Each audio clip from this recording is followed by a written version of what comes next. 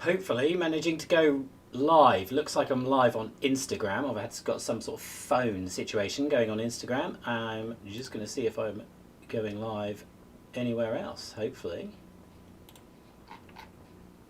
Absolutely no idea.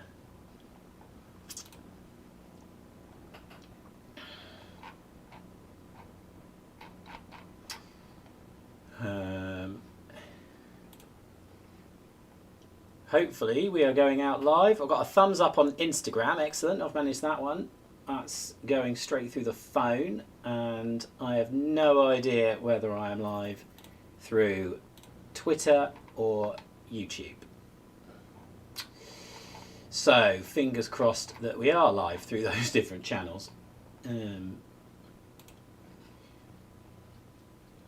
It says we're sending data, so hopefully we are going through there live. Right, so apologies to anybody on Instagram. You can't see my screen because I couldn't work out how to put it through my streaming software. So you've got a basic, just a video of my face. Everybody else, hopefully on Twitter and YouTube, are getting this nice and live.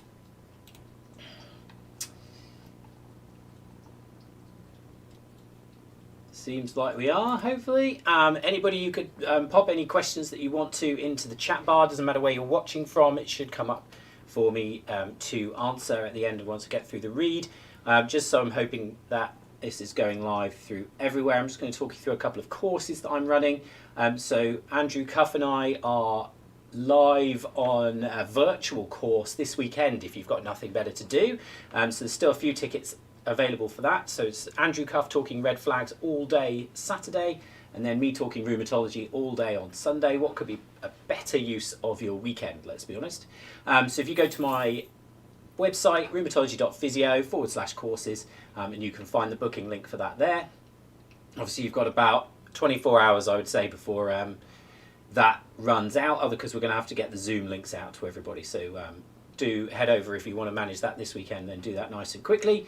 I'm going to be in Derby for the day in November, and that just be a whole day of me talking about rheumatology. So do go and check that out. That's also, you can book that through the same webpage, rheumatology.physio/courses. And then if you're an Australian or a New Zealander on the same sort of time difference, then Andrew Cuff and I are going to stay up all night, one night in November. I think it's the 19th. And we're going to do a live course, a virtual course for you all that you can attend in your own time zone. So that should be quite exciting for us. We've not done that before. That'll be something entirely new that we will be doing and trialing out. And if it's popular, then that's something that we can do again in the future. So what we're going to do now is we're going to have a look at my newest blog that I've written. So this isn't live yet, so this is a sneak preview, if you will, of my newest blog about psoriatic nails. Got quite a good little bit of traction when I posted about it originally on Twitter, so I thought I'll jump on the live stream, read it out, and then if anybody's got any questions, then please do send them my way. I haven't had any questions through my live stream from Twitter or YouTube yet, so if someone wants to send me a thumbs up, let me know whether that's live. Otherwise this is going to be just for Instagram, and you will have the people watching on Instagram will be very lucky that they've managed to get this entirely live, and no one else has. So let's crack on and read this. So I've entitled this blog Psoriatic Nails, and it's an interesting one really in musculoskeletal practice, because we do need to assess multiple systems. We do this in many conditions, for example, thyroid, hormonal changes, diabetes, and rheumatology is no different, but it's often different symptoms and systems to the ones we're used to in musculoskeletal practice. Quite often we're looking at the skin, the gut, and in this case, the nails. So my question to everybody, and you can put it in the chat bar if you want to, how many of you assess nails in clinic? So when you're in a musculoskeletal clinic, how many of you are looking at your patient's nails? And we should. It's highly important for a number of reasons. For example, clubbing can tell us a lot about someone's general health. And in this case, it turns out to be very useful in psoriatic arthritis. A recent article came to my attention, and I'll use this blog to highlight some of the applications for us here in musculoskeletal practice. Psoriatic arthritis features in my Rheumatology at a Glance booklet and the Scenarios ebook, and you can find those both on my shop. So just again, head to my website, rheumatology.physio/shop, and you can find all those things there. I always put this disclaimer in that this blog is not a replacement for clinical reasoning, and if you're unsure, you need to get advice. So, introduction.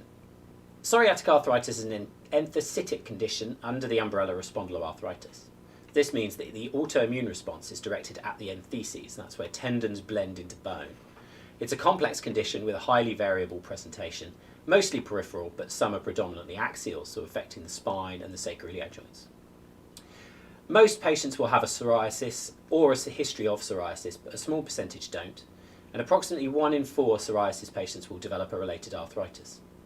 Many will attend clinic with formally diagnosed psoriasis, but some won't, and unless directly asked, many won't immediately consider a link to their symptoms when you're asking their past medical history, so I would advocate asking directly in all attendees. Nails. Psoriasis can affect the nails as well as the skin. In particular, it can cause an appearance known as Onkyolysis. And if you want to know how to spell that, it's Onchyolysis. And if you want to have a look at it, that's the best thing to do. Just give it a Google and there's some really nice pictures of Onkyolysis come up. But it's basically a painless detachment of the nail from the nail bed, and it can occur in any of the nails. So if you imagine, I'm going to hold my fingers up to the camera, you probably can't see very well, but if you imagine where my nail detaches is quite near the end of my finger, whereas in these patients with Onkyolysis it's sort of about halfway down the nail bed. So this particular study looked at the association of the presence of Onkyolysis with tendon thickness and distal interphalangeal joint erosions. So basically whether there was an inflammatory effect on the tendons, so whether they were thickened and inflamed, and whether there were any erosions into the joints at the end of the fingers. They found that in patients with Onkyolysis versus those with only cutaneous psoriasis, so basically those with psoriasis that only affected the skin versus those that also affected the nails, those patients had a higher likelihood of both thicker tendons and bone erosions. So what does that mean? So those patients did not have diagnosed psoriatic arthritis. So what these are findings that could be defined as subclinical, i.e. existing pathology without reported symptoms. This is highly important because in other conditions such as rheumatoid arthritis, it's been shown that subclinical disease remains important and needs to be managed, or progression can still occur despite having no symptoms. So to simplify that down, you can still get erosive changes in your joints despite not having any pain or swelling or redness of your joints, which is a bit of a nightmare really. So you take your drugs and you think you're fine because you've got no symptoms, and then all of a sudden you've still got erosions happening to your joints. Perhaps more importantly though, it provides an opportunity to appropriately refer to rheumatology for investigations and get an early diagnosis. We know that across the board in inflammatory rheumatological conditions, earlier diagnosis is associated with vastly improved outcomes in almost every measurable variable. Applying to MSK practice. So this study, in my opinion, adds weight to the rhetoric that I encourage. We must be aware of these symptoms that are involved in the systemic conditions, or we will easily miss opportunities to improve outcomes. Do I advocate looking at every patient's nails? No. Use your clinical judgment. Someone visiting with a sprained ankle probably doesn't need their nails checked. But if they have or had psoriasis, then I would definitely check them. If they have multiple joint pain, tendinopathy, insidious onset low back pain or buttock pain, then definitely check the nails. Spondyloarthritis diagnoses are unacceptably delayed, and this is one potential avenue to improve that. We need to be assessing the nails in appropriate patients and making sure we know what we're looking for. End. I hope this has been useful. It makes you consider your assessments in more depth and consider the body systems. Let's be the best clinicians we can for each patient by knowing as much as we can. Please do get me any feedback so I might grow and improve on my blogs. And I do go into a lot more detail on psoriatic arthritis on my online and in-person courses. So I haven't had any questions come in from Instagram, I can see that.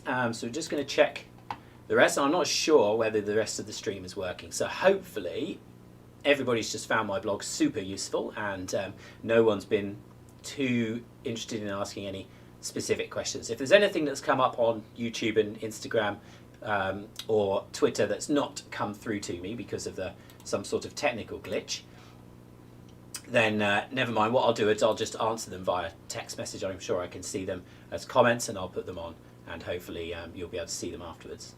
I will put this, if you joined right at the end and you've missed me reading this out live, this will go out onto my YouTube channel, into the blog itself for you to watch or read when that goes live. I'll probably put it live tomorrow, and I'll also put the audio out on my podcast channel. You just need to search rheumatology.physio in pretty much any of the podcast players, and that'll come up for you. And you can listen to me to your heart's content. There are some other bits and bobs on there as well. I try to put something out as often as I can, but there are only so many hours in the day, and it turns out that I need quite a lot of them doing my rest of my jobs. So if you have been watching, thank you for spending your few minutes of your evening with me, and I hope you found it useful. Do check out the rest of my resources on my website, rheumatology.physio, and especially the courses, which are, well, I like to think they're really good, but they do get pretty good feedback.